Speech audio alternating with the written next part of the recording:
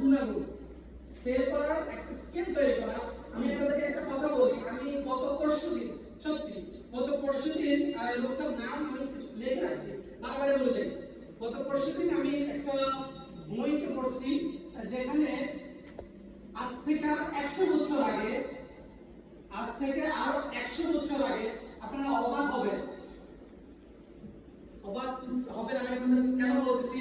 আজ থেকে আরো 100 বছর আগে বরফ আমেরিকা থেকে বরফ এনে বাংলাদেশে সেল হয়েছে। চিন্তা করেন কেউ আজ থেকে আরো 100 বছর আগে শুনছেন কেউ? শুনেন নাই? আজকে যদি সম্ভব এখন মোবাইল দেওয়ার কারণে নামটা যদি প্রয়োজন হতে টুকে রাখেন, ওনার নাম হচ্ছে ফ্রেডরিক ডিউটক। Frederick Tudor, sorry Frederick Tudor. নাম কি? Frederick Tudor. পরবর্তীতে তার নাম আবার মানে সবাই মিলে নাম দিছে আইসক্রিম। নাম কি দিছে? আইসক্রিম দিছে। কেন? শুনেন, যখন আজ থেকে 100 বছর আগে যখন মানে সভ্যতা আমরা যারা ছিলাম, আমরা যখন আধুনিকতার ছোঁয়া পাইনি, তখন বাংলাদেশ ছিল না। কলকাতার একটা ছিল অনেক বড়, আপনারা নেটে চার্জ দিন আমার কথাটা আপনারা দেখতে পাবেন ইনশাআল্লাহ। ওই জায়গায় ওই ব্যক্তিটা চিন্তা করেন 100 বছর আগে, যেখানে মানে যাতায়াত ফোন ছিল না, চিঠির হয়তো আমি জানি না কেমন সিস্টেমে যোগাযোগ ছিল, তাও আমি শুনি না। বাট সেই ব্যক্তিটা কি করছে?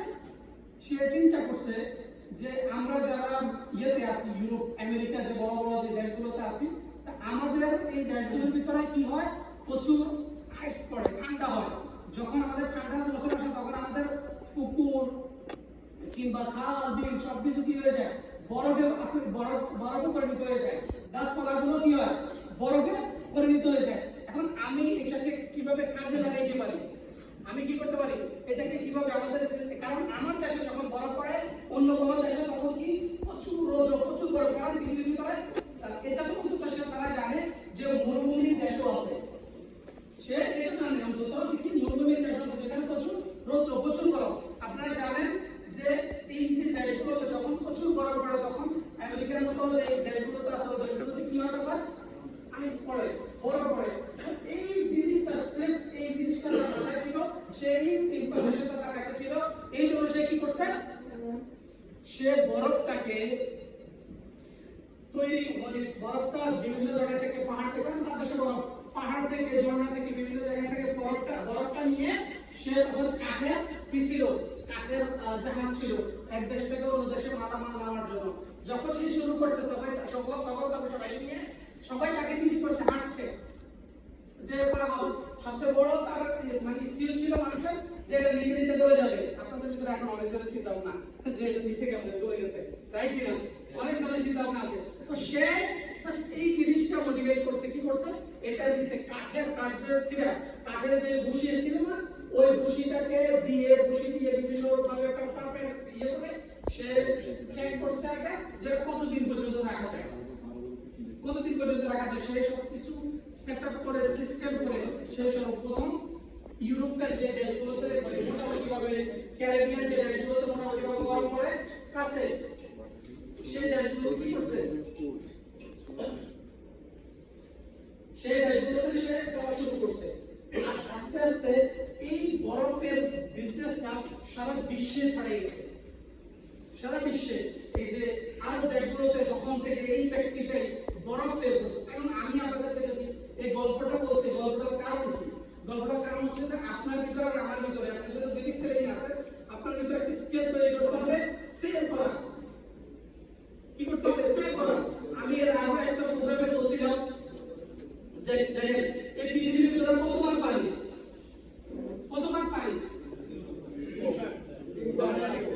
তিনবার পানি, একবার জল। ওকে, এটা জানেন কিনা? জানেন, সবাই জানেন। আচ্ছা, আপনার শরীরে আমার শরীরের ভিতরে কতবার পানি, কতবার মাংস, এটা জানেন কিনা? জানেন না? সেম তিনবার রক্ত, মানে আপনার লিকুইড, তিনবার লিকুইড, একবার এটি মানে মাংস এটা হাড্ডি, আর বাকিটা লিকুইড। তাইলে আজ থেকে আমাদের পূর্বপুরুষেরা 5 বছর, 10 বছর, 20 বছর, 30 বছর, 40 বছর আগ পানির কোনো কমতি ছিল? কোথাও পানির কমতি ছিল?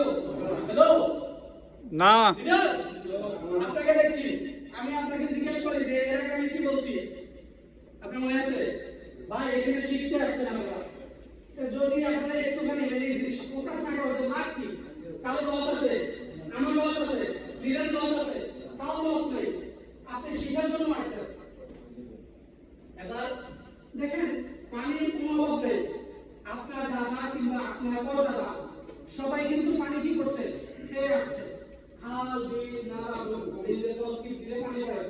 এখন দেখেন একজন ব্যক্তি শুধু একটু সে চিন্তা করছে, মাথা খাটাইছে, তার ব্রেনটা আল্লাহ যেটা দিছে, আপনারা আমরা দিছে কিন্তু কতটুকু ওজন জানেন? এটা 500 গ্রাম, এটা ওজন জানেন? 500 গ্রাম, 500 গ্রাম, এর চেয়েও কম, এর চেয়ে বেশি।